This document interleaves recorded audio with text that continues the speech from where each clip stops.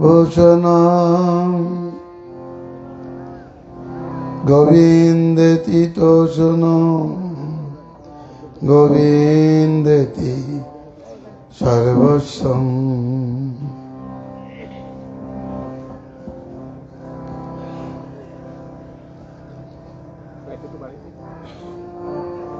গুরু গৌরাঙ্গ গন্ধর্বা গোবিন্দেব্য গণৈষব তুলসী যমুনা গঙ্গা ভক্তে বৎস নমো নমঃ। নারায়ণং নমস্কৃত্য নরং চৈব নরোত্তমং দেবীং সরস্বতীং ব্যাসং ততো জয়মুদীরয়ে।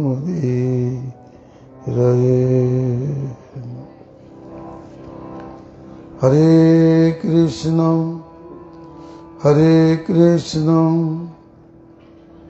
কৃষ্ণ কৃষ্ণ হরে হরে হরে রাম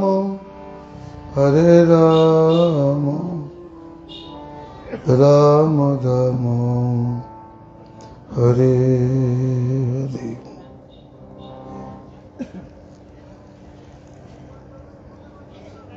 পরম বিজয়তে শ্রীকৃষ্ণ সংকীর্তনম। শ্রী শ্রী কৃষ্ণ চৈতন্য চন্দ্র বিজয়তে তমম।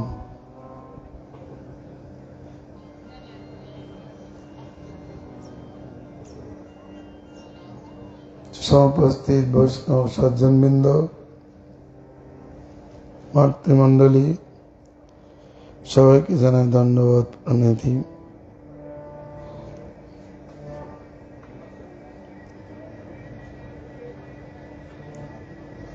আজ মধ্যাহ্নে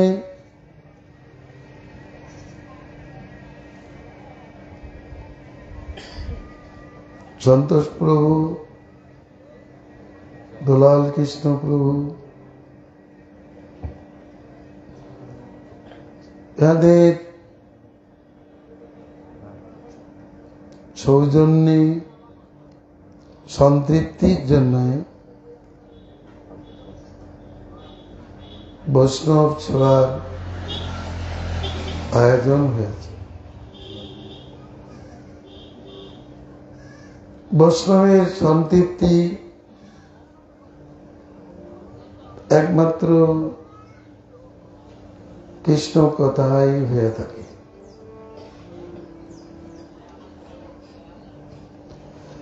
ভগবত কথামৃত, ভগবত অধরামৃত, ভগবত চরণামৃত আদির দ্বারা বৈষ্ণবগণ সন্তৃপ্ত হয়ে থাকেন।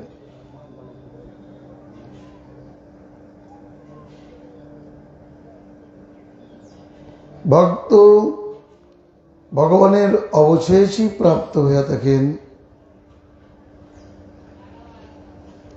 তো বৈষ্ণবদের সন্তৃপ্তির জন্য একটা সম্বন্ধ বিজ্ঞান আলোচনা করা দরকার। কৃষ্ণ ভজন অনেকেই করেন, কিন্তু দুঃখের বিষয় অনেকেই রসজ্ঞান সম্বন্ধ জ্ঞান নেই। লৌকিক কৌলিক পন্থায় লোক দেখা দেখি কৃষ্ণ ভজন করার লোকের অভাব নেই, কিন্তু সম্বন্ধ জ্ঞানের সহিত ভজনকারী কম। দেখা গিয়েছে একজন বদনচিত্ত মহাত্মার শিষ্য, তিনি সম্বন্ধ জ্ঞানে প্রতিষ্ঠিত নহেন।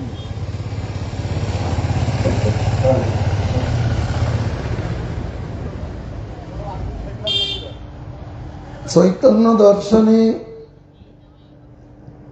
গৌরীগণ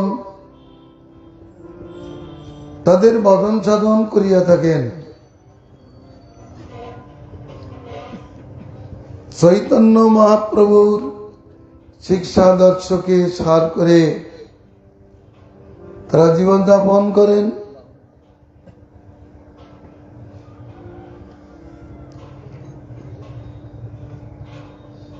তারা সর্বতভাবে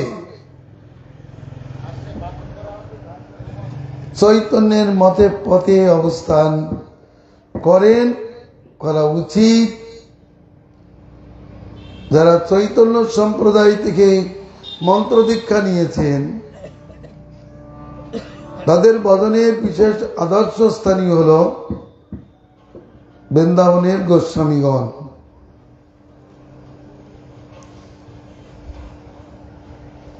যারা বৃন্দাবনের গোস্বামীদের পদাঙ্ক অনুসরণ করতে পারেন না তারা ঠিক ঠিক চৈতন্য মতে থাকেন না। দেখা উচিত তারা কিভাবে ভজন করেন, কোন রচে, কোন ভাবে, কোন সম্বন্ধ জ্ঞানের সহিত ভজন করেন। আমি যদি তার আনুগত্য করতে অভিলাষ করি তাহলে আমাকে তো তাই অনুসরণ করতে হবে।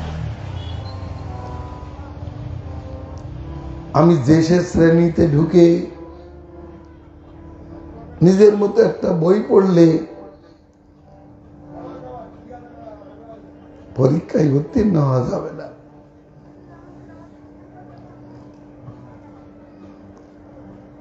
সম্বন্ধ জ্ঞানটা ভালো থাকা দরকার, সম্বন্ধটা রসময় হওয়া চাই। কৃষ্ণ সেব্য,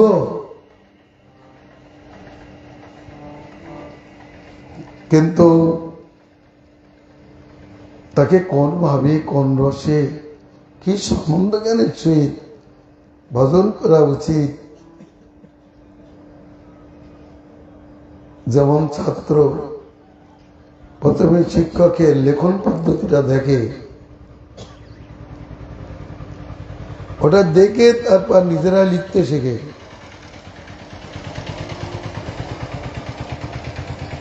যদি না দেখতে পারে, না দেখে, তাহলে লেখন পদ্ধতি ঠিক মতো লিখতে পারে না, লেখন পদ্ধতি তার ঠিক থাকে না।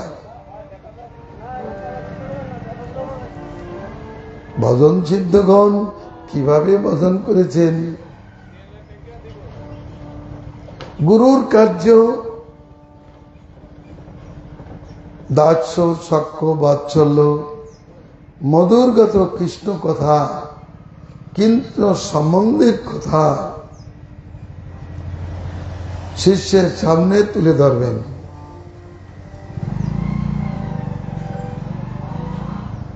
বাজার করার মতো মন্ত্র নিয়ে বাড়ি গেলে হবে না।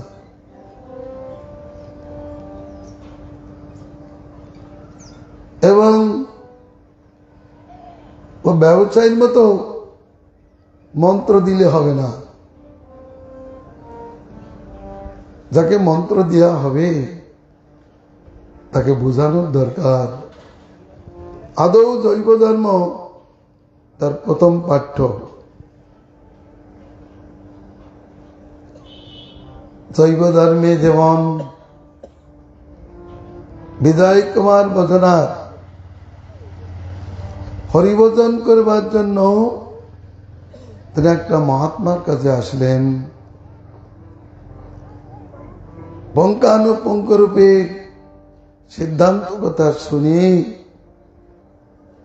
কৃষ্ণের ভজন করবার জন্য মন্ত্র দীক্ষা গ্রহণ করলেন।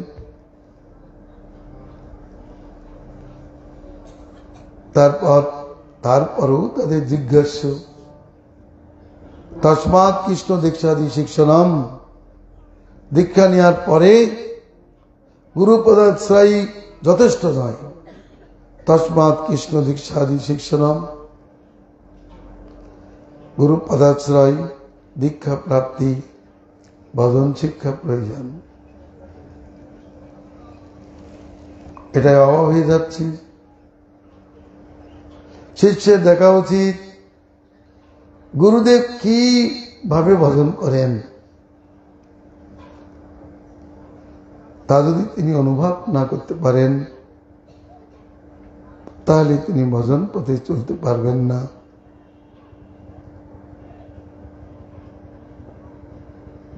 এই জন্য চৈতন্যের ভাবাদর্শে আমরা কাল এখানে সাধ্য সাধন তত্ত্ব, উত্তরোত্তর সাধ্য এবং সাধন তত্ত্ব বিশদভাবে আলোচনা করেছিলাম।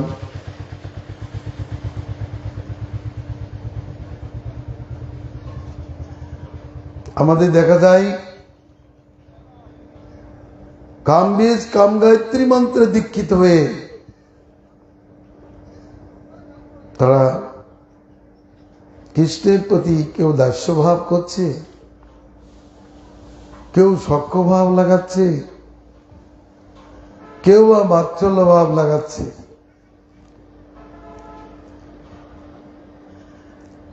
আবার কেউ বা মধুর ভাবে লাগালেও তারা ঠিক ঠিক মধুর ভাবে কি যে বিচার সেটা ধরতে পারছে না। মুখে বলে মধুর, কাজে মধুর হয় না। এমনটি হলে তো ভজন হবে না। কামবীজ কাম গায়ত্রী মন্ত্রের আরাধ্য দেবতা কে? শক্করাচের দেবতা, শক্করাচের কৃষ্ণ কামবীজ কাম গায়ত্রী আরাধ্য দেবতা নয়ে।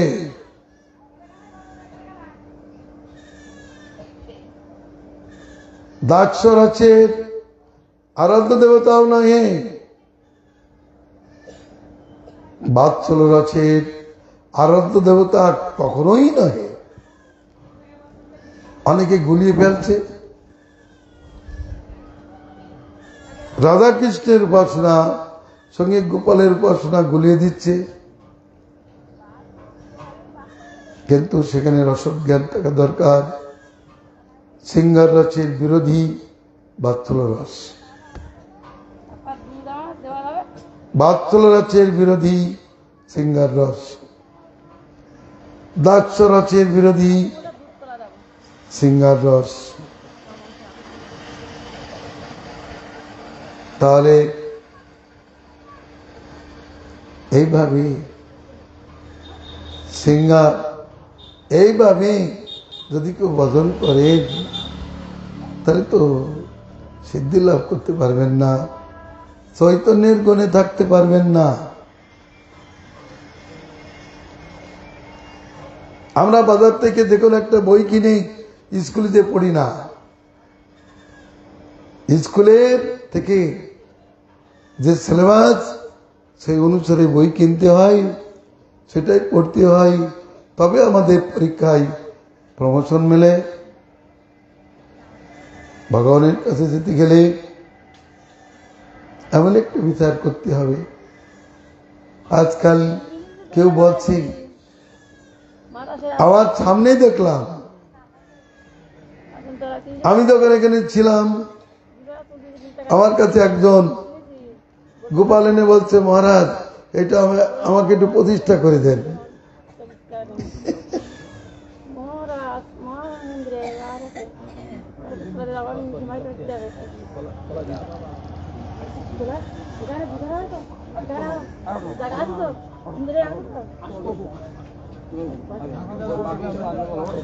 গোবিন্দিত মঙ্গল,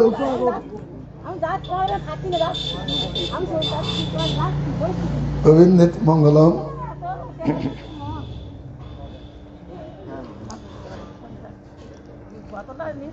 তাই বললাম, আপনি কি পূজা করেন? ঘরে আর কি আছে দেবতা? বলে রাধা কৃষ্ণের পূজা করি।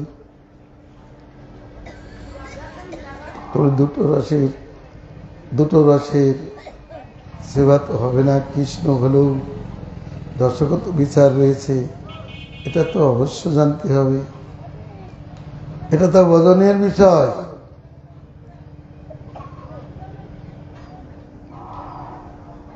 এতটুকু অবসিদ্ধান্তের মধ্যে গেলে তো চৈতন্যের কাছে যাওয়া যাবে না। রসবাস হলে, রস বিরোধ হলে চৈতন্যের দলেই থাকতে পারবো না। আমি যাকে দাদা বলি তাকে তো আমি কাকা বলতে পারবো না। যাকে পতি বলি তাকে তো পুত্র বলতে পারবো না।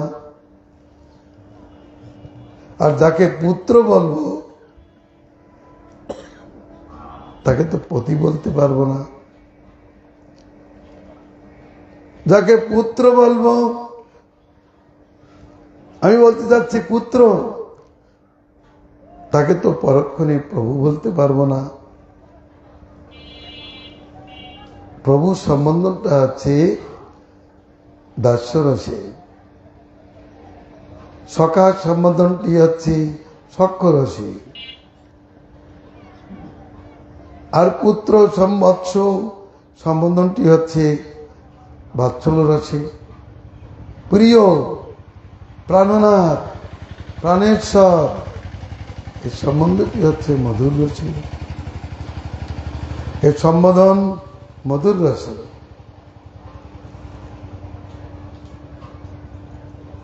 এটা জ্ঞান করতে হবে। আমরা ভাগবতে দেখতে পাই কৃষ্ণের পুত্র প্রদ্যুম্ন আতুরগিরি হইতে 10 দিনের দিন সম্বরসুর কর্তৃক অবহিত হয়েছিলেন।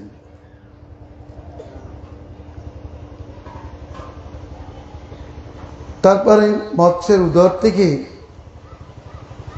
তার গৃহে পাচিকা রূপে নিযুক্তা মায়াবতী তাকে প্রাপ্ত হলেন। পুত্ররা দেখে আনন্দিত হয়ে লালন পালন করলেন। প্রথমে নারদের কাছে শুনলেন, এটি তোমার পতি কামদেব। ঠিক আছে, শিশু বলে তার পালন করতে লাগলেন। যখন যৌবন প্রাপ্ত হয়েছেন, তার অন্তরে ভাবনা হলো, নারদ মুনি আমাকে বলেছিলেন এই আমার পতি। তখন তিনি একটু কামিনী সাজে সজ্জিত হয়ে যখন প্রদ্যুম্নের কাছে গিয়েছেন, প্রদ্যুম্ন তখন বলছেন, মা, আজকে আপনি মাতৃভাব পরিত্যাগ করে এই কামিনী ভাব ধরেছেন কেন? তখন হাত জোড় করে বলছেন, প্রভু, আপনি সেই কামদেব আর আমি আপনার সেই দাসী রথী। এ নারদ বলেছেন। ওই কথা শোনার সঙ্গে সঙ্গে তাদের সকল প্রকার ভুল ধারণা ভেঙে গেল। তারা নিজ স্বরূপে প্রতিষ্ঠিত হলেন। তা নারদ মুনি গুরুদেব তিনি বলে দিয়েছেন, ওই শিশুটা দেখে তুমি ভুলতে পারো, কিন্তু ভাবটা তুমি নষ্ট করো না, অন্য ভাব করো না। তদ্রূপ গুরু বৈষ্ণবের কাছ থেকে সম্বন্ধ জ্ঞানটা ভালো করে জেনে নেবেন। চৈতন্য দর্শনে ব্রজেন্দ্রনন্দন শ্রীকৃষ্ণ একমাত্র আরাধ্য। রাধানাথ কৃষ্ণ একমাত্র আরাধ্য। অন্যের কি কথা? চৈতন্য দর্শনিক কৃষ্ণ আরাধ্য হলেও চৈতন্যের অভিপ্রেত বিচারে চৈতন্যদেব তিনি শ্রেষ্ঠ বস্তু জগৎকে দান করতে এসেছেন। চৈতন্যদেব যা দিতে চেয়েছেন আমরা এই জগতে দেখতে পাই, কোন সৎ পিতা তার পুত্রকে উত্তম বস্তু দান করে, তেমনি কৃষ্ণ ভজনের সর্বোত্তম যে ভাব, রক্তপত্ত কৃষ্ণের সেবা চৈতন্যের অভিপ্রেত নহে।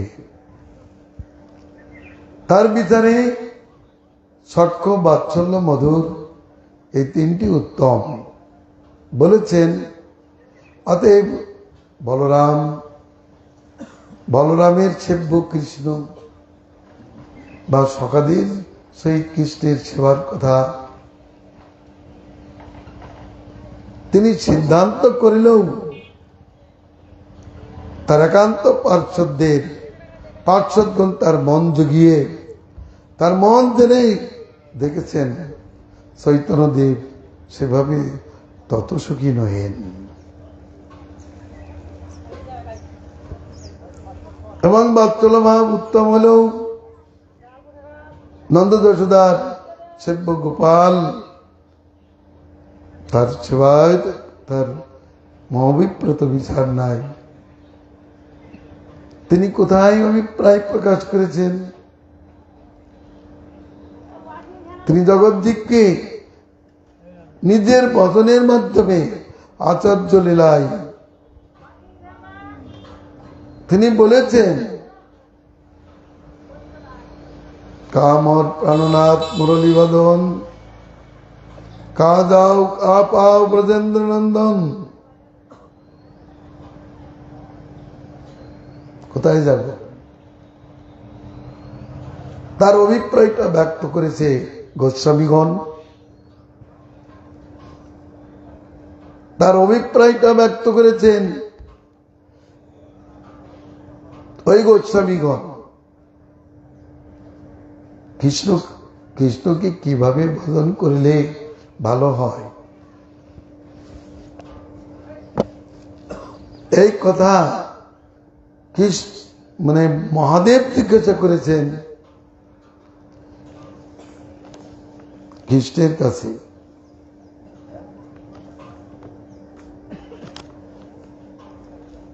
মহাদেবের কাছে কৃষ্ণ কি বলেছেন সেটা একটু জানতে হবে। আদৌ সেব্যের কাছে এসে বলতে হয়, আপনার কি সেবা করব, আপনি কি সেবায় সন্তুষ্ট হন, আজ্ঞা করুন, সেই সেবা করব।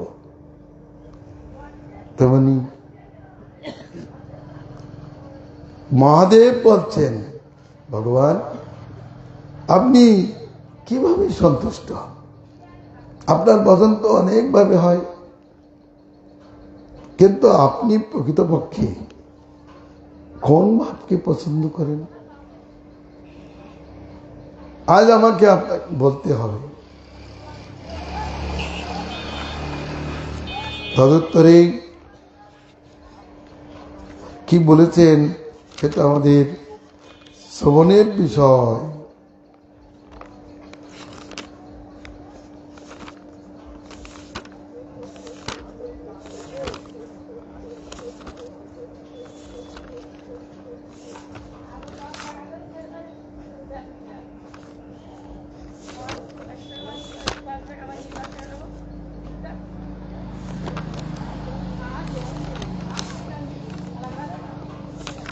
গুরুদেব গোবিন্দিত মঙ্গলম।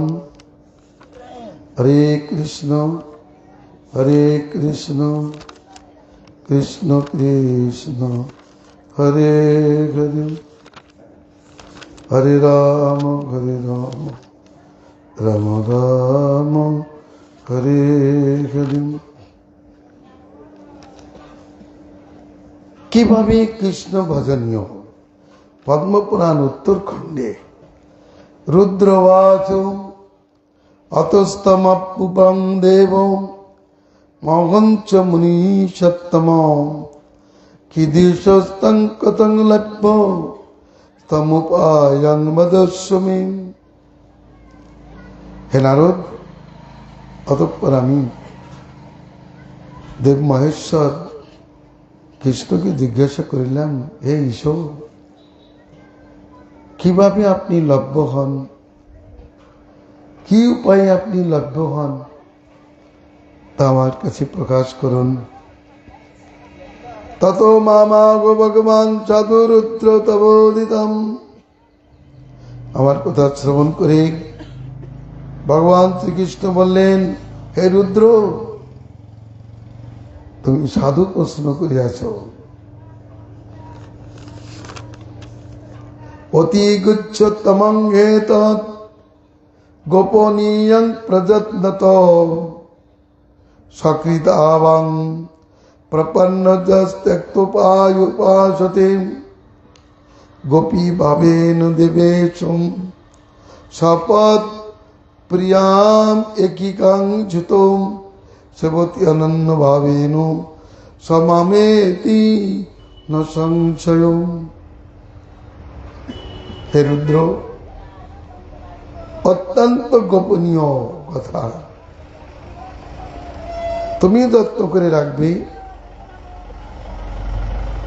যারা একবার আমি আর রাধাতে অন্যান্য উপায় পরিত্যাগ করিয়া শরণাপন্ন হয়, গোপীভাবে আমার প্রিয়ার আনুগত্যে আমাকে অনন্তভাবে ভজন করে, সে ব্যক্তি নিঃসংশয়ে আমাকে প্রাপ্ত হয়। যমামেব প্রপন্নস্য মৎপ্রিয়ং ন মহেশ্বরম ন কদাপি স্বপ্নোতি মামেবং তে ময়োদিতম। যদি বলেন তো কৃষ্ণ ভজন করতে বলছেন, অন্য রসে ভজন করলে আপত্তি কি? খ্রিস্টের অভিপ্রায়টা শুনুন। যে ব্যক্তি আমাতে প্রপন্ন হয় কিন্তু আমার প্রিয়া রাধার প্রতি প্রপন্ন হয় না, আমাতে শরণাপন্ন হয় কিন্তু রাধাতে শরণাগত হয় না, আমি সত্য করে বলছি, সে কখনো আমাকে লাভ করতে পারে না। ন কদাপি স্বপ্নতি মামেব তে ময়োদিতম। আমি সত্য করে বলছি, যে আমাতে প্রবৃত্তি করে কিন্তু রাধাতে প্রবৃত্তি করে না, সে আমাকে লাভ করতে পারে না।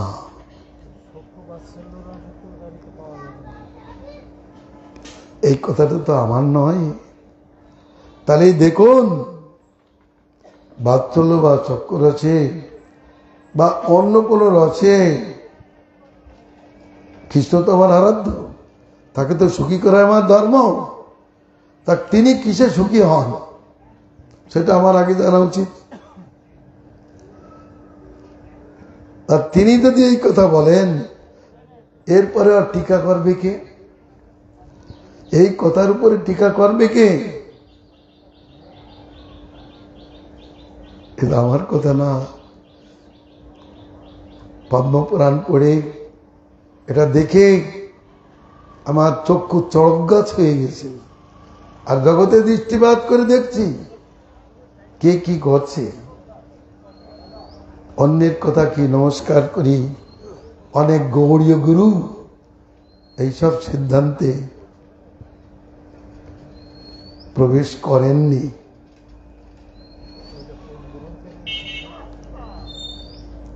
পদ্মপুরাণে উত্তরখণ্ডে, উত্তর কি পাতালখণ্ড হবে।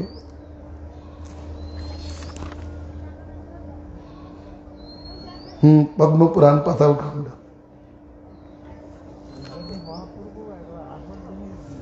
তা মহাপ্রভু কি অশাস্ত্রীয় কিছু বিধান দিয়েছেন? এই কথাটুকু আমাদের কথা না, নিজস্ব কথা না। ন কদাপি সচাপনতি মামেবং তে মায়োদিতম। অন্যের কথা দূরে থাক, ইনি বলছেন যিনি আমাতে প্রপন্ন হয়। যে ব্যক্তি আমাতে শরণাগত হয় কিন্তু আমার রাধার প্রতি শরণাগত হয় না, সে কোনোদিন আমাকে লাভ করতে পারে না। সহৃদেব প্রপন্ন যস তবাস্মিতি বদেদপি সাধেন নোপিনাপ্যেবং মামাপ্নোতি ন সংশয়ম তস্মাৎ সর্বপ্রযত্নেন মৎপ্রিয়াং শরণং ব্রজেত আশ্রিত মৎপ্রিয়াং রুদ্র মাং বশীকর্তুমর্হসি।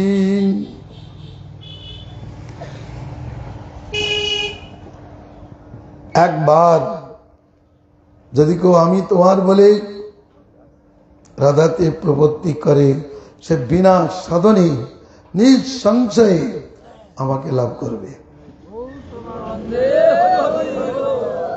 রাধা রাধে কি, কৃষ্ণচন্দ্র ভগবান কি, উভয়ের ভজন কি। তস্মাৎ, সেই কারণে হে রুদ্র, সর্বপ্রযত্নে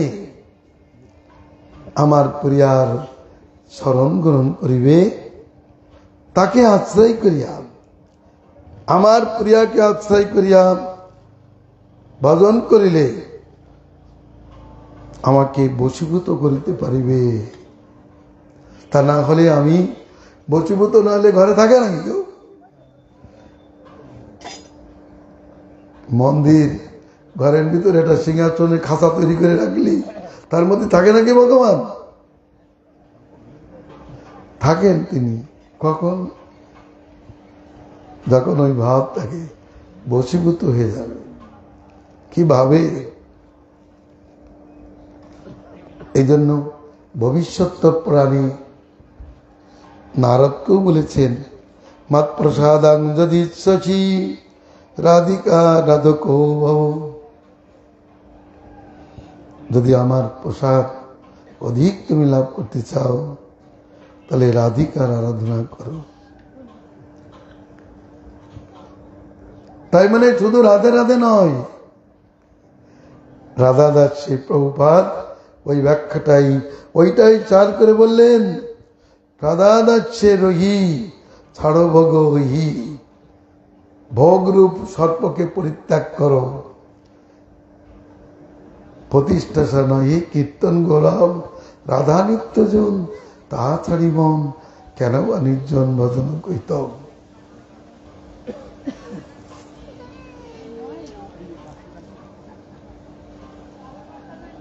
আমরা কোথায় যাব, কিভাবে ভজন করব, কোথায়? এটা তো সম্বন্ধ জ্ঞানের কথা।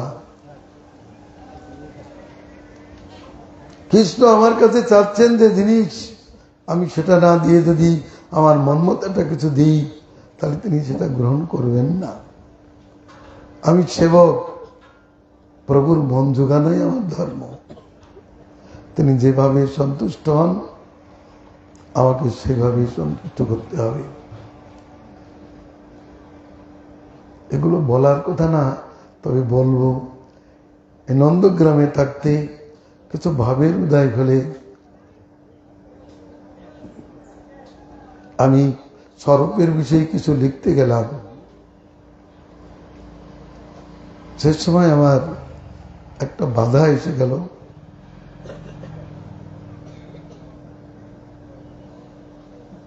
আমার এইটুকু সিদ্ধান্ত আসলো, না, আমি নিজের ইচ্ছা মতো নাম রূপ গুণ স্বীকার করব না। যদিও একাদশ প্রকরণে সাধক নিজের রুচি অনুসারে নিজের রুচি অনুসারে নাম রূপ সেবা এদের স্বীকার করবেন। সত্য পরক্ষণে ভাবনা হলো না, এটা ভালো হবে না, আমি গোবিন্দের পরে ছেড়ে দিই। তাই বললাম, হে গোবিন্দ, তুমি যে যে ভাবে প্রাণেশ্বর হবে সেই ভাব আমায় করো দান। তুমি যেভাবে আমার প্রাণেশ্বর হবে সেই ভাবটা আমাকে দান করো। যে রূপে তোমার সন্তুষ্টি সেই রূপ আমাকে দাও। যে নাম তোমার অতি প্রিয় সেই নামে আমাকে ডাকো। যে গুণে তুমি সুখী হবে সেই গুণে আমাকে গুণী করো। যে বেশ তোমার অতি প্রিয় আমাকেও সেই বেশে সজ্জিত করো। যে সেবা তোমার অতি প্রিয় সেই সেবায় আমাকে নিযুক্ত করো।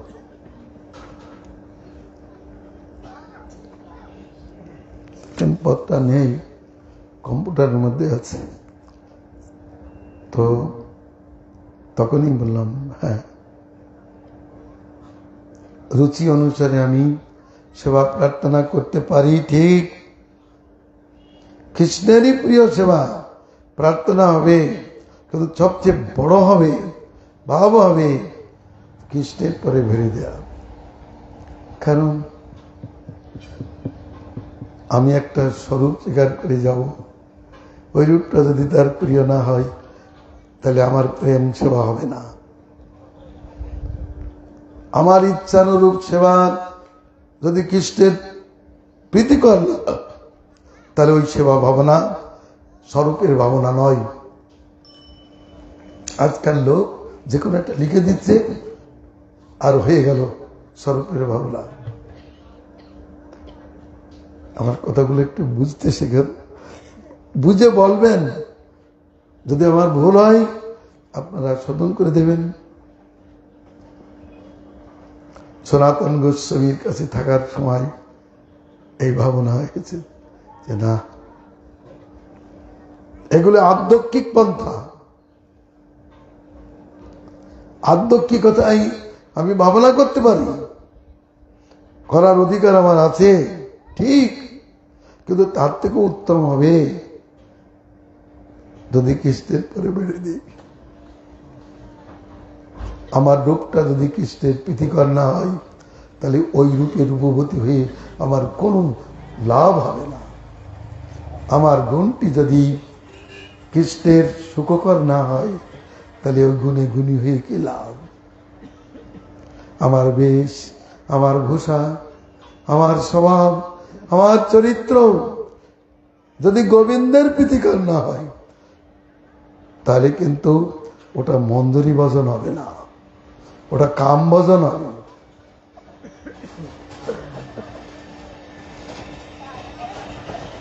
একজন আমাকে বলছে, আমি বলছি আপনি কিভাবে ভজন করেন? উনি বললেন আমি মন্দরী ভজন করি। আমি জিজ্ঞাসা করলাম মন্দরী ভজন করেন কেন? আমি তো সখী হতে পারেন বা কান্তা হতে পারেন। তা বলছে না, মন্দরী ভজনে অধিক অধিক সুখ আছে, এই জন্য আমি মন্দরী ভজন করি। আমি বললাম আপনি তো মন্দরী ভজন করেন না কামের ভজন করেন? আপনার কথাই বোঝা গেল আত্মিন্দু প্রীতিবাঞ্ছা তৎপর আপনি। কেন বলেছে যে এই সেবায় অধিক সুখ আছে। আর প্রেমিকের লক্ষণ কি? যে সেবায় কৃষ্ণের অধিক সুখ আছে সেই ভাবটাই সে স্বীকার করে। আপনার তো কৃষ্ণের দিকে দৃষ্টি নাই, আপনি মন্দরী হবেন কি করে? সখী গোপী হবেন কি করে? কৃষ্ণের দিকে দৃষ্টি করুন। এই ভাবটি কৃষ্ণের অতি প্রিয়, এই জন্য আমি এই ভাবটা স্বীকার করছি। এটা সর্বোত্তম কথা, কিন্তু এতে অনেক সুখ আছে। সুখের কাঙাল হয়ে ওই স্বরূপটা ধরলে মঞ্জুরি ভজনের ফর্মুলায় থাকা যায় না। কথাগুলো শুনে রাখুন। কৃষ্ণ সেবা, কৃষ্ণের অভিপ্রেত হওয়া চাই। শ্রীমতী রাধারানী কেন কৃষ্ণকে এত বশীভূত করতে পেরেছে, আর কৃষ্ণই বা রাধারানী কেন এত বশীভূত? কৃষ্ণ যখন যে ভাবনা করে ঠিক সেই ভাবনার রস, প্রেম, প্রীতি, ভালোবাসা তিনি কৃষ্ণের কাছে উপস্থাপিত করেন। এই জন্য তার মধ্যে রসভাস দোষ নেই। কৃষ্ণের সুখই আমার সুখ। কৃষ্ণ যাতে সুখী হয় সেইটার দিকে দৃষ্টি রেখে সব কাজ করেন তিনি। তিনি যে মান করেন ওই কৃষ্ণের জন্য, কৃষ্ণের সুখের জন্য।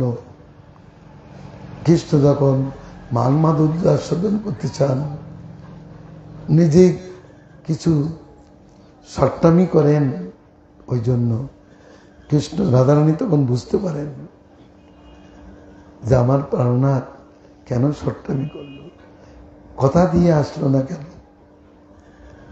বুঝতে পারেন যে আমার কাছ থেকে এমন একটা রস পেতে চান, শতকোটি গোপীর কাছে যে রস নেই সেই রসটা আমার কাছ থেকে পেতে চান। এই জন্য রাধারানী তিনি নিজের সুখের জন্য চলে গেছেন। হ্যাঁ, সব গোপীর সঙ্গে সমান ব্যবহার করছে, এখানে থাকা যাবে না। তার নিজের সুখের জন্য তিনি চলে গেছেন। রাস ছেড়ে তিনি নিজের সুখের জন্য চলে গেছেন। নিজের সুখের জন্য চলে যাওয়া মানেই সেখানে প্রেমের অভাব। কিন্তু এটা জানতে হবে তিনি গিয়েছেন কৃষ্ণ সুখের জন্য। বলে যদি বলেন কৃষ্ণ তাকে মনে মনে অন্বেষণ করে খাচ্ছেন, এটা কি কৃষ্ণ সুখের জন্য? এটা অবশ্যই কৃষ্ণ সুখের জন্য। কৃষ্ণ সুখের জন্যই তিনি গিয়েছেন, নিজের ইচ্ছায় যাননি। তাকে অপমান কেউ করেছে তা নয়। হ্যাঁ, আমি শ্রেষ্ঠা, আমার কাছে না থেকে অন্যের কাছে আছি, এমন ভাবে নয়। তিনি গেছেন, বুঝতে পারলেন এক প্রকারের রস আস্বাদন হয়ে গেল। পূর্বরাগের পর সংক্ষিপ্ত ভোগ আস্বাদন হলো। এরা ব্যস্ত সকলেই নিজের মহিমায়, আমি সৌভাগ্যবতী। রাধারানী দেখলেন এরা তো আত্মারা হয়ে গেছে, ধর্মচ্যুত হয়ে গেছে, তো এদের কাছে কৃষ্ণ থাকা উচিত না। কৃষ্ণ থাকতে পারে না। যারা পরস্পরের প্রতি স্পর্ধা করছে, সামনে কে কৃষ্ণ রেখে কৃষ্ণ সেখানে থাকতে পারেন না। তাই কৃষ্ণ সেখান থেকে অন্তর্ধান করলেন। শ্রীমতী রাধারানী কৃষ্ণের মনটা জেনে বুঝতে পারলেন তিনি আরো উন্নত ধরনের রস আস্বাদন করতে চান। এটা কিন্তু অন্য আস্বাদন করাতে পারবে না, একমাত্র রাধারানী পারেন। এই জন্য রাধারানী তিনিও বাধ্যত মান করে নির্জন বনে চলে গেলেন। আর গোবিন্দ তিনি সেই নির্জন বনে যে তার মান প্রসাদন করে তার সঙ্গে বিহার করে উপস্থিত হলেন। রাধারানীও মানের পর তাকে সংকীর্ণ সম্ভোগ সুখ আস্বাদন করালেন। তাহলে এটুকু জানতে হবে, আত্মেন্দ্র প্রীতিবাঞ্ছা পর কোনো কথা চলবে না ভক্তি রাজ্যে। আমার সেবা করার অভিলাষ আছে, আমি অভিলাষ করতে পারি,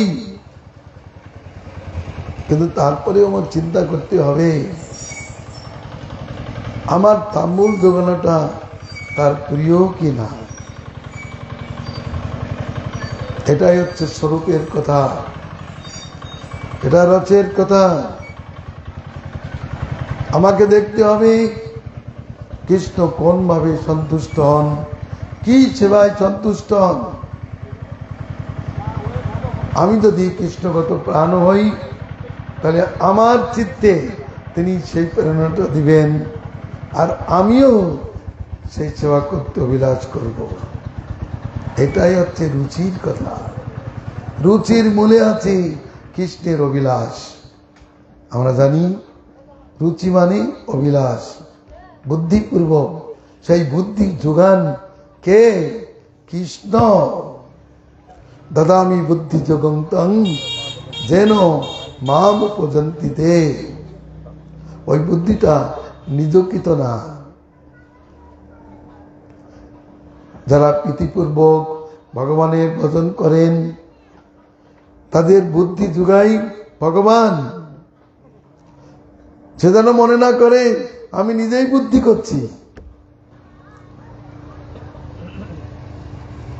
অতএব এগুলোই সিদ্ধান্ত যে তিনি যোগাবেন।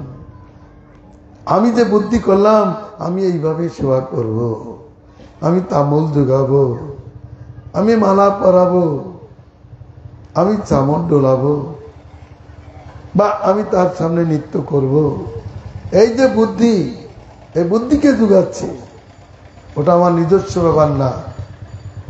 ওর মূলে আছে কৃষ্ণের প্রেরণা। কারণ কৃষ্ণ বলেছেন যারা প্রীতিপূর্বক আমাকে ভজন করেন আমি তাদেরকে বুদ্ধি দিই যেভাবে তারা আমার কাছে আসতে পারে, আমাকে সুখী করতে পারে।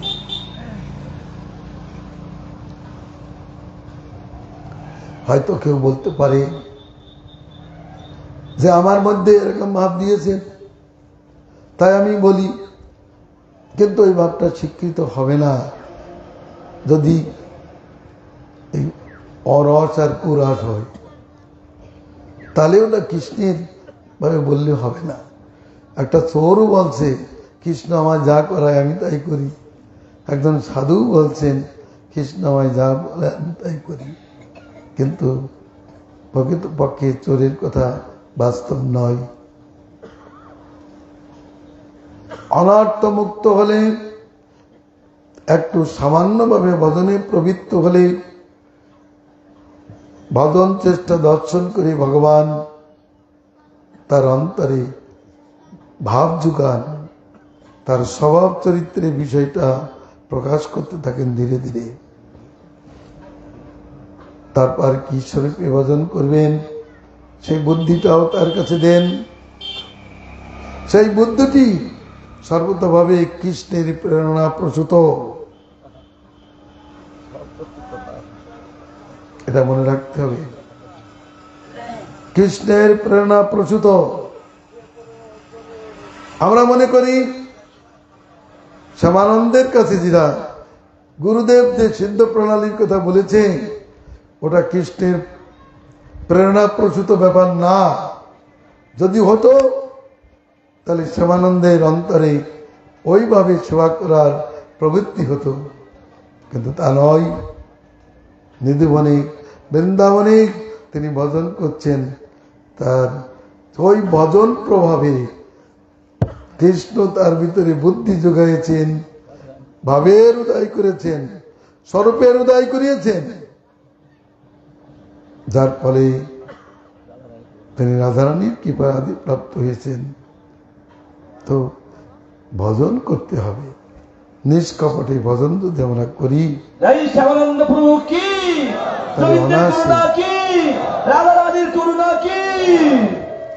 অনায়াসে এটা লাভ করা যাবে।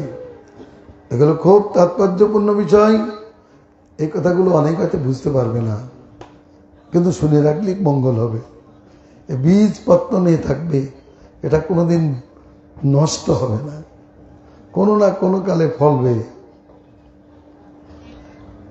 প্রভুপাদ বলেছিলেন, আমার নিছক অপ্রিয় সত্য কথা এখন মানুষের ভালো লাগছে না, কিন্তু এমন একদিন আসবে যে ওইটাই ভালো লাগবে। তখন বুঝতে পারবে যে আমি কি বলেছি।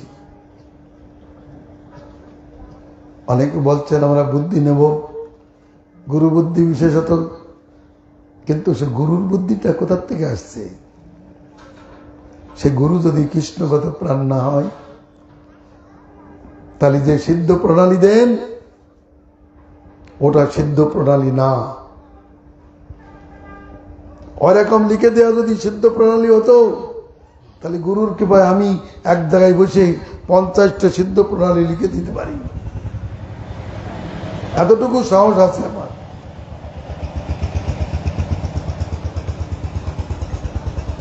কিন্তু তা নয়, এটা মার্কেটিং ব্যাপার না।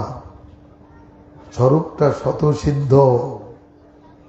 স্বতঃসিদ্ধ শব্দের অর্থ আপনা থেকেই সিদ্ধ।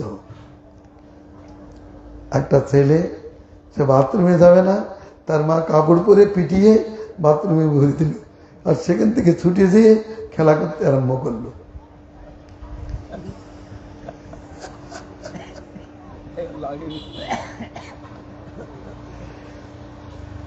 একটা ছেলেকে আমি কাপড় পরিয়ে দিলাম, বললাম যে চল গঙ্গা স্নান করে আসি হরিদ্বারে।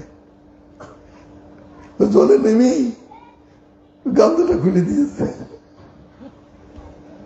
তার মানে ওর বোধ নেই, ওর কাপড় পরানোই পিতা হয়ে গেছে। মানুষ আজকাল মনে করছে যে হরিভজনটা একটা চালকলা ব্যাপার নয়, 2 দিন দীক্ষা না নিতে নিতেই অমনি সিদ্ধ প্রণালী, রাতারাতি সিদ্ধ প্রণালী। দেখি অনর্থগ্রস্ত জীব, সাধন নেই, ভজন নেই, কি করে হবে? ওরা কি সাধন করবে? আবার একজন রাধাকুণ্ডের বড় পাঠক তিনি বলেছেন, অনর্থগ্রস্ত জীব মন্দির ভজন করতে পারে, রাগ ভজন করতে পারে। গৌড়ী মঠের এক নারী গেছে, সেখানে গিয়েছে, তার আশ্রয় নিয়েছে। তারপরে বছর না যেতে যেতেই একটা মেয়ের সঙ্গে ভাব করে বিয়ে করেছে, আবার ওকে মন্দরি ভজন দিয়েছে। আমি বললাম, মন্দরিতে বিয়ে করে আর স্ত্রী সঙ্গ করে, এ কথা তো আমার জানা ছিল না। মন্দরি আর এক মন্দরির সঙ্গ করে আর তার বাচ্চা উৎপাদন করে, এ তো ভক্তি জগতেরই কথা নয়। এটা কি হলো? অনাত্মগ্রস্ত জীব মন্দির ভজন করতে পারে। তাহলে গোস্বামীরা যাকে তাকে দিয়ে যেতেন। অষ্ট গোস্বামীর কেউ কাকে কি ওইরকম প্রণালী দিয়েছেন? কোথাও প্রমাণ আছে? কাকেও দেননি। 8টা গোস্বামীর একটাও।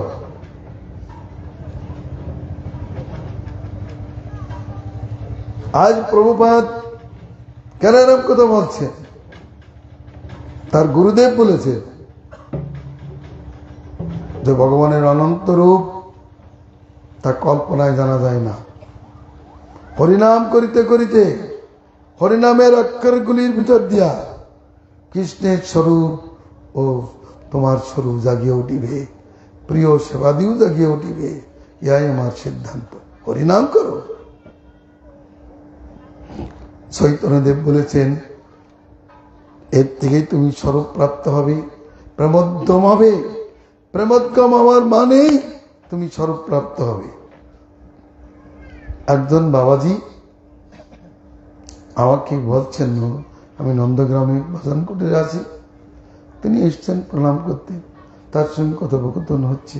তিনি বললেন, নাম সংকীর্তন করলে প্রেম পাওয়া যায়, কিন্তু সেবা প্রাপ্ত হয় না।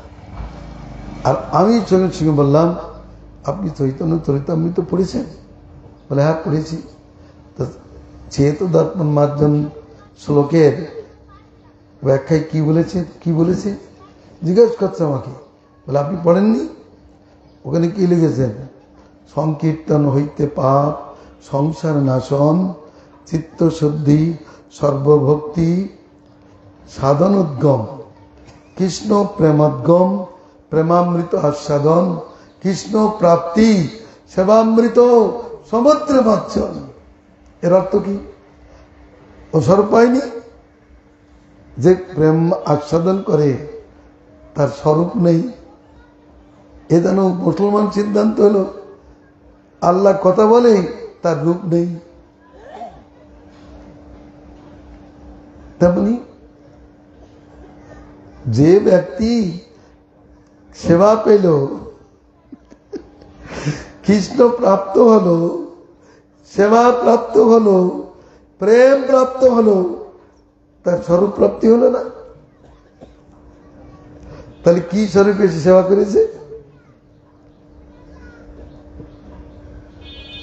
এটা মূর্খতা।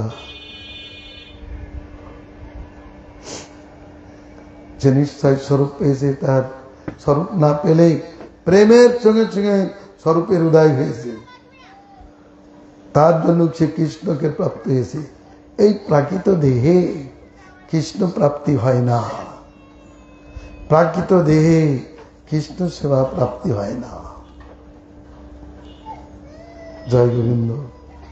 তাহলে যে ব্যক্তি প্রেম প্রাপ্ত হলো, কৃষ্ণ প্রাপ্ত হলো, সেবা সমুদ্রে প্রাপ্ত হলো, তার সে স্বরূপ প্রাপ্ত হলো না?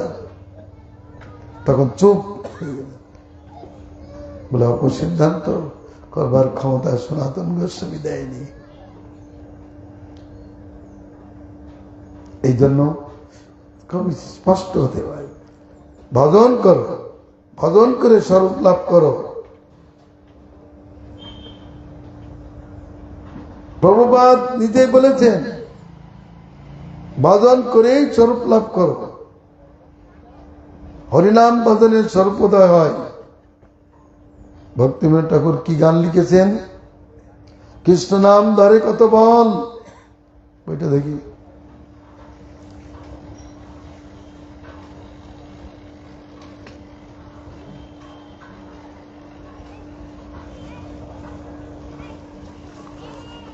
গোবিন্দেতি মঙ্গলম।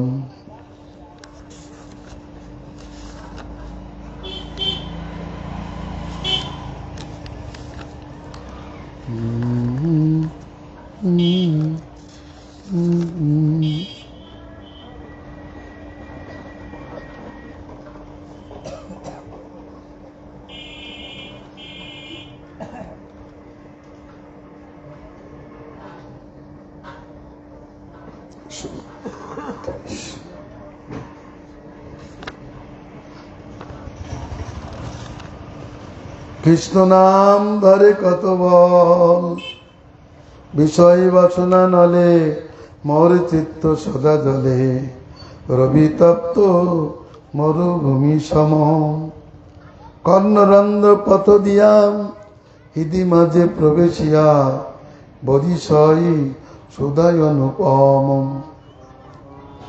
হৃদয় হইতে বলে জীবার অজ্ঞেতে চলে, শব্দ রূপের আছে অনুক্ষণ, কণ্ঠে মোর ভঙ্গেশ্বর, অঙ্গ কাপে থর থর, স্থির হইতে না পারে চরণ।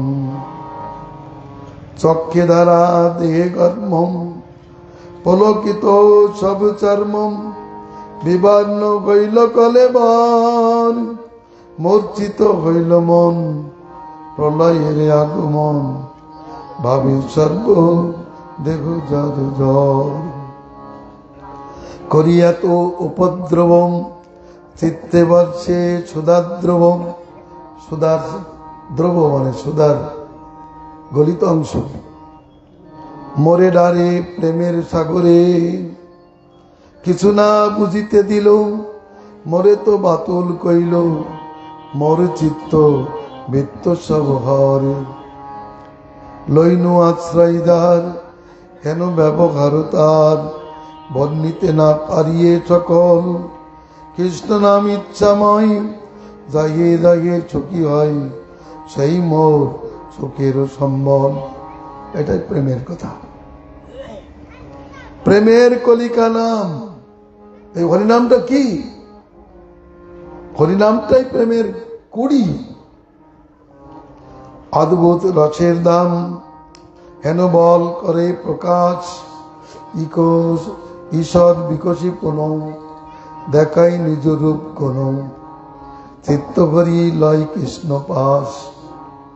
কৃষ্ণ নাম যেমন বীজ থেকে অঙ্কুরিত হয়ে পত্র পুষ্প পল্লবে ভরে যায়, তেমনি ঈষৎ বিকশিত হয়ে আমাকে নাম তার রূপ এবং গুণকে দেখায়, সঙ্গে সঙ্গে আমার চিত্তকে হরণ করে তার পাশে লয়ে যায়।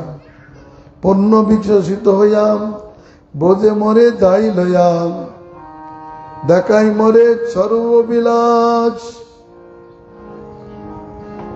পণ্য বিকশিত হইয়া আমাকে বোঝে লয়া যায়, আমাকে সর্ববিলাস দেখায়। মরে চিত্ত দেহ দিয়া কৃষ্ণ পাশে রাখে গিয়া এ দেখে করে সর্বনাশ। এই তো হরিনামে, হরিনাম যে সিদ্ধ স্বরূপ দান করে, সিদ্ধ দেহ দান করে, এটা তো প্রমাণ। ভক্তি সিদ্ধান্ত সরস্বতী ঠাকুর অতটুকু অজ্ঞ ব্যক্তি নয়,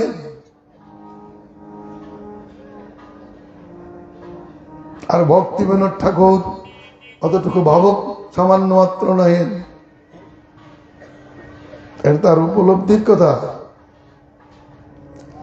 মরে সিদ্ধ দেহ দিয়া কৃষ্ণ পাশে রাখে গিয়া এ দেখে করে সর্বনাশ। কৃষ্ণ নাম চিন্তামণি অখিল রসের খনি নিত্য যুক্ত শুদ্ধ রসময়।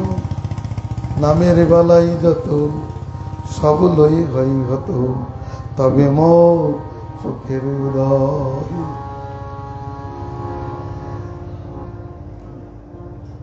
অতএব চৈতন্যদেব বলেছেন, যা অক্ষরে অক্ষরে সত্য, ইয়া হইতে সর্বসিদ্ধি হইবে সবার। সর্বক্ষণ বল ইতে বেধি নামিয়া। শুধু সাদা সাদি করলে হবে না, সাদা সাদি করো, সাধো, কৃষ্ণ নাম সাধন করে স্বরূপ প্রাপ্ত হও। হরিনাম করবে না, অমনি মন্দরি সাজবে, সখী সাজবে, তারপরে অপকর্ম করবে, ওটা ভালো কথা নাই। তার চরিত্রটা কি হবে? অতএব নাম, একজন একমান মহাত্মা বলেছেন, তিনিও বাবাজি ভজনানন্দী, তিনি বলেছেন, দেখো কোন সর্বগুরু গুরুদেব এটা বলতে পারে ঠিকই, কিন্তু হরিনাম কীর্তনের দ্বারাই জীবের প্রকৃত স্বরূপের উদয় হয়।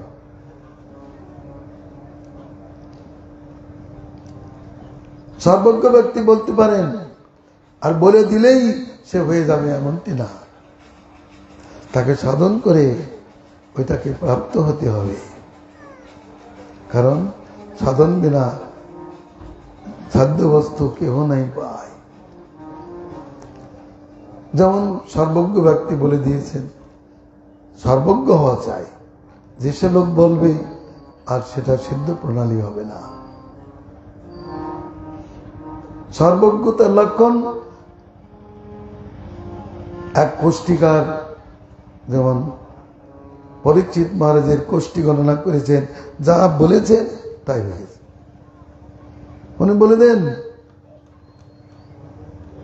তেমনি কোন সর্বজ্ঞ গুরুদেব আমার ভিতর কি আছে না আছে, কার ভিতরে কি আছে না আছে বলতে পারেন, কিন্তু তাই বলে প্রাপ্তি করাতে গেলে তাকে সাধন করতে হবে।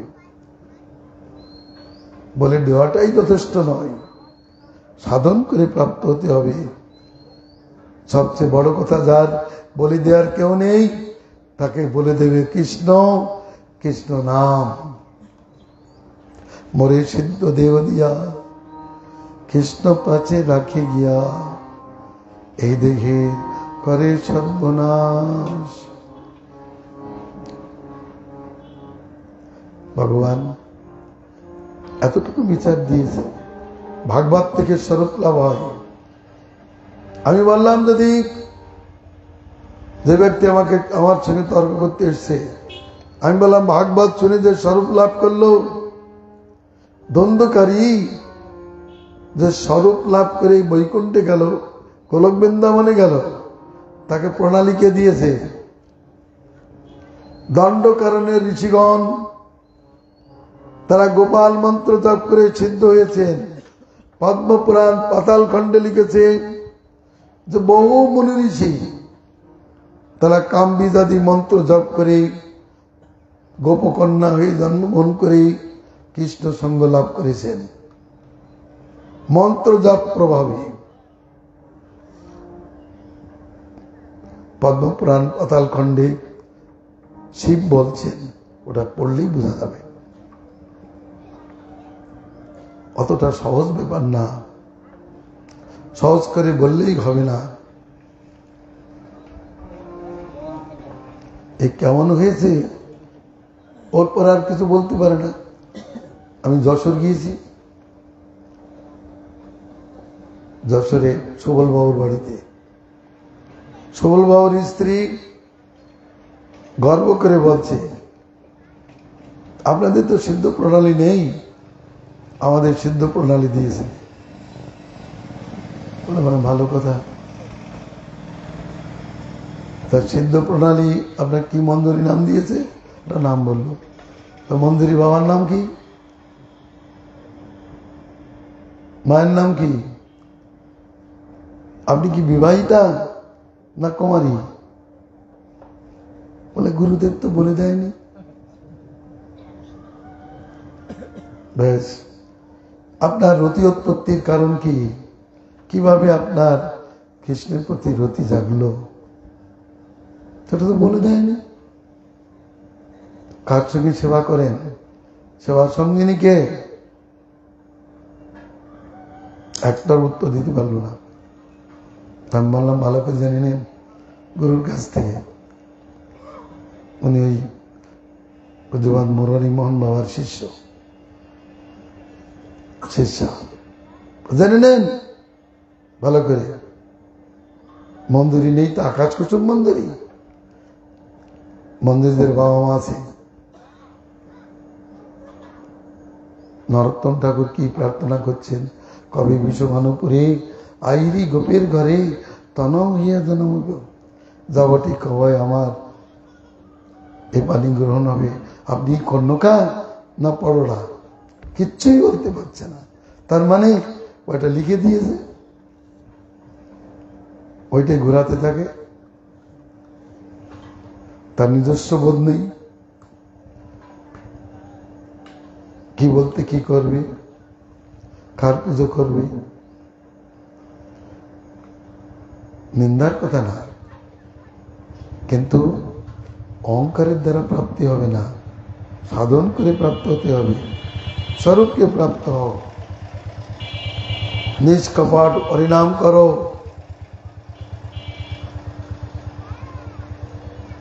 স্পষ্ট করে লিখে দিয়েছেন মহাপ্রভু, এক কৃষ্ণ নাম করে সর্ব পাপ নাশ, প্রেমের কারণ ভক্তি করে প্রকাশ, অনাকাশে ভবক্ষয় কৃষ্ণের সেবক, এক কৃষ্ণ নামের ফলে পাই এত ধন। সিদ্ধান্তবোধ কথা, ভজন করুন, প্রাপ্ত হন। আর সম্বন্ধ জ্ঞানটা যেন ভালো থাকে। দুই রকম করলে হবে না। যারা বাৎসল্য রচে ভজন করবে তারা কোনোদিন গোপী গীত পাঠ করবে না, রাধার কৃপা কটাক্ষ পাঠ করবে না, পাঠ করবে না। জয়তাং শ্রোত পঙ্গর মমন্দ মতের গতি, এই সমস্ত পদ পাঠ করবে না। নিকুঞ্জ জুনরতি কেলি সিদ্ধই এ পদ গান করবে না? এটা তো মধুর রসের গান। জয়তাংশুর কোথায় বলা আছে? কোন রসের কথা বলা আছে? কোন রসের গান আছে? চৈতন্য চরিতামৃত অন্য রসের কোন পদ আছে কি? তিনি বলেছেন শ্রী রাধা সহ মদন মোহন, রাধা সহ গোবিন্দ চরণ, রাধা সহ শ্রী গোপীনাথ, এই তিন গৌড়িয়ারে করিয়াছে আত্মসাৎ, এই তিনের চরণ বান্ধব, তিনি মরনাথ। এই তিনজনই তো আমাদের দেবতা। গৌড়ীয়র কথা বলেছেন। তাহলে এই তিন দেবতা ছাড়া অন্য কোন দেবতাও না। রাধা সহ মদন মোহন, রাধা সহ গোবিন্দ, সম্বন্ধে মদন মোহন রাধা সহ, শুধু মদন মোহন না, রাধা মদন মোহন, অবিদেহ রাধা গোবিন্দ, আর প্রয়োজন তত্ত্বে রাধা গোপীনাথ আরাধ্য দেবতা। আর এই তিনজনই গৌড়ীয় ঠাকুর। আর ওই গৌড়ীয় দেবকে ওই তিন ঠাকুরই আত্মসাৎ মানে সেবাযোগ্য করেছেন। তিনের চরণ বান্ধব, তিনি মরনাথ। এইটুকু যদি জ্ঞান হয়, অন্য কোথার কোনো কথাই নেই। তিনি কর্ম সিদ্ধান্তের উত্তর কথা বলেছেন, কিন্তু বন্দনায় কি বললেন সেটা দেখো। শ্রী শ্রী রাধা শ্রীল গোবিন্দ দেব পৃষ্ঠলিপি সেব্য মানুষ পরামি। প্রথম বন্দনায় বন্দেহং শ্রী গুরু শ্রীযুত পদকমলম শ্রী গুরুন বৈষ্ণবাংস্তম শ্রীরূপং চক্রজাতং সগুণ রঘুনারায়ণং তং সদীবম সাদ্বৈতং সাবধূতং পরিজন চৈতং কৃষ্ণ চৈতন্য দেবং শ্রী রাধা কৃষ্ণ পদান সগুণ ললিতা শ্রী বিশাখান্বিতং বিশ্বম। এগুলি আমরা পড়ব যে সমস্ত পদ।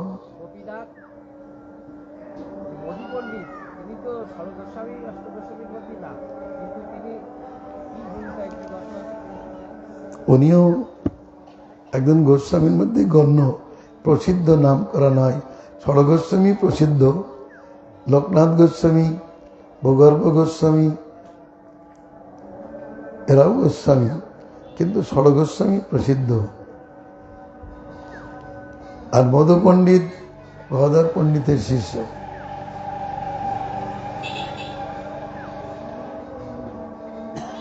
উনি গোপীনাথকে প্রাপ্ত হয়েছেন ঠিকই, কিন্তু প্রয়োজন তত্ত্বের আচার্য হলেন রঘুনাথ দাস গোস্বামী, সম্বন্ধ তত্ত্বের আচার্য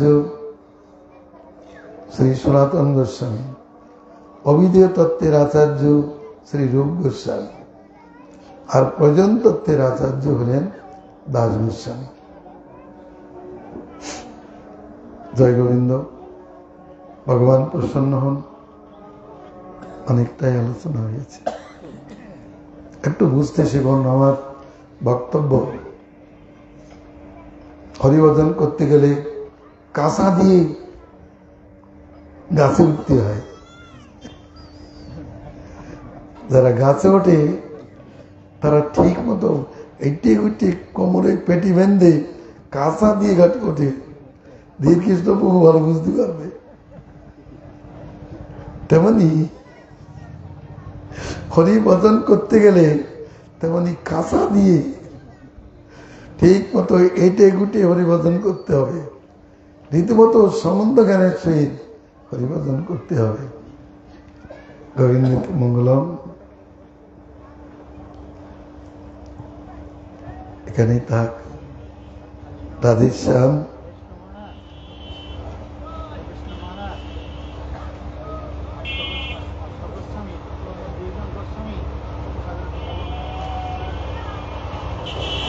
এক না হচ্ছে লোকনাথ গোস্বামী, আর কবিরাজ গোস্বামী, লোকনাথ গোস্বামী মন্দনালী চকির অবতার, কবিরাজ গোস্বামী কস্তুরী মঞ্জুরি, এরা বৃন্দাবন যোগপীঠে 8 দলে থাকে। যেমন ললিতা, বিশাখা, চিত্রা, ইন্দুলেখা, চম্পকলতা, রঙ্গদেবী, তঙ্গবিদ্যা, সুদেবী। আর কর্ণিকায় থাকে অষ্টমঞ্জরি, রূপমঞ্জরি, লীলা মন্দির মানে মন্দনালী মঞ্জুরি লোকনাথ গোস্বামী, রূপমঞ্জরি, লীলা মন্দিরি, রসমঞ্জরি, রতিমঞ্জরি, গুণমঞ্জরি, লবঙ্গ মঞ্জরি, বিলাস মঞ্জরি আর কস্তুরী মঞ্জরি। এই কস্তুরী মঞ্জরি হলো কবিরাজ গোস্বামী।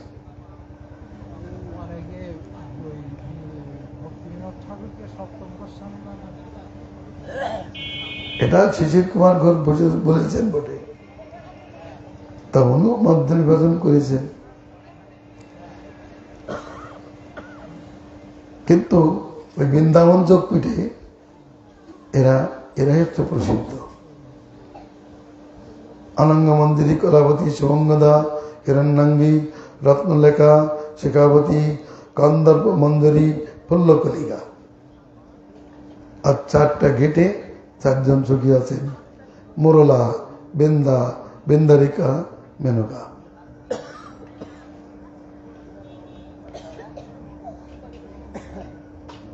এরাই গৌর লীলায় যারা আছেন তাদের নামটা জেনে নিতে হবে। অর্থাৎ কৃষ্ণলীলার লোকই গৌর লীলায় এসছে। এদের মনে আছে কৃষ্ণলীলার সব, সেই রাধা কৃষ্ণই গৌর স্বরূপ। শরৎ দামোদর ললিতা সখীর অবতার, রামানন্দকে বিশাখার অবতার বলা হয়, চিত্রাকে ওই আরেকজনের অবতার বলা হয়। এভাবেই তারা সব অবতার বিশেষ, কারণ এরা সব পুরুষ দেহ ধারণ করেছিলেন। এই নবদ্বীপ লীলায় নবদ্বীপের প্রকট প্রসঙ্গ এই ছিল, এক সময় রাধারানী যখন শুনতে পারলেন যে বিরোধার সহিত কৃষ্ণ বিহার করছেন, সংবাদ পেয়ে মনে দুঃখিত হলেন। তিনি সখীদের লইয়া একটা দ্বীপে যেয়ে কুঞ্জ সজ্জা করলেন, খুব ভালো করে কুঞ্জ সজ্জা করলেন,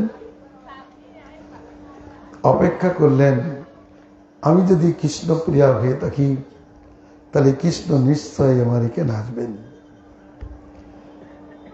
কুঞ্জ সজ্জা করে অপেক্ষা করছেন, এমন সময় গোবিন্দ সেখানে উপস্থিত হলেন। কুঞ্জ সজ্জা দেখে খুবই সন্তুষ্ট হয়েছেন। রাধার ইচ্ছা আমি নির্জন স্থানে প্রাণ গোবিন্দকে নিশ্চিন্তভাবে সেবা দান করব। গোবিন্দ এসে বললেন, হে প্রিয়ে, তুমি আমার জন্য এই কুঞ্জ সজ্জা করেছ, আমি এতে সন্তুষ্ট হয়েছি, আমি নিত্যকাল তোমার সঙ্গে এখানে থাকব। পাশে বসলেন। সখীরা দুইজনের উত্তরীয়তে গিট বেঁধে দিল যাতে না চলে যায় কৃষ্ণ। আর জয়ধ্বনি করতে লাগলেন, বলছেন জয় গৌর, জয় গৌরী হরি, জয় গৌরী হরি।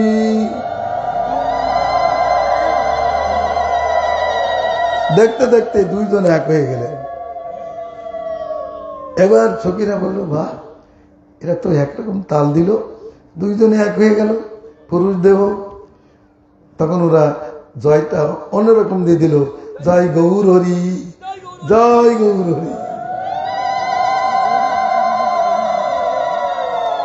ওই যে সখীগণ ছিলেন তারা সঙ্গে সঙ্গে রূপ পরিবর্তন করলেন, তারা পুরুষ দেহ ধারণ করে গৌর সুন্দরের সঙ্গে ওই দ্বীপে বিহার করতে লাগলেন। আর কৃষ্ণ বলেছিলেন, তুমি আমার জন্য এটি সজ্জা করেছো, এটি রাধা বন, এর নাম নবদ্বীপ, রাধাবন। এটি বৃন্দাবন। কৃষ্ণ সেখানে রাধার ভাব সুবলিত হয়ে নিত্যকাল অবস্থান করেন।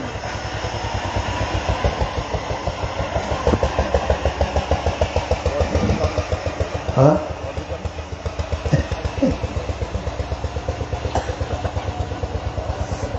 রাধেশ্যাম চিন্তামণিময় রাধা কুঞ্জ কত, তাই কুঞ্জ শত শত। চিন্তামণিময় রাধা কুঞ্জ কত, তাই কুঞ্জ শত শত। চিন্তামণিময় রাধা কুঞ্জ কত, তাই কুঞ্জ শত শত। প্রবল বিদ্রোহ ময় তরুলতা, মুক্ত ফলে অবনাতা। প্রবল বিদ্রোহ ময় তরুলতা, মুক্ত ফলে অবনাতা। চিন্তামণিময় রাধা কুঞ্জ কত, তাই কুঞ্জ শত শত। চিন্তামণিময় রাধা কুঞ্জ তত, কুঞ্জ শত শত। আনন্দ সুখদ কুঞ্জ মনোহর, তাতে কুটির শোভে। আনন্দ সুখদ কুঞ্জ মনোহর, হাতে আনন্দ সুখদ কুঞ্জ মনোহর, তাতে কুটির শোভে। সানন্দ সুখদ কুঞ্জ মনোহর, তাহাতে কুটির শোভে। বসিয়া তাতাই কৃষ্ণ নাম গাব, বসিয়া তাতাই কৃষ্ণ নাম গাব, বসিয়া তাতাই কৃষ্ণ নাম গাব, বসিয়া তাতাই কৃষ্ণ নাম গাব। রবে কৃষ্ণ দাস রবে। বসিয়া তথায় কৃষ্ণ নাম গাব, বসিয়া তাতাই কৃষ্ণ নাম গাব। কবি কৃষ্ণ দাস হে। চিন্তামণিময় রাধা কুঞ্জ কত, তাই কুঞ্জ শত শত।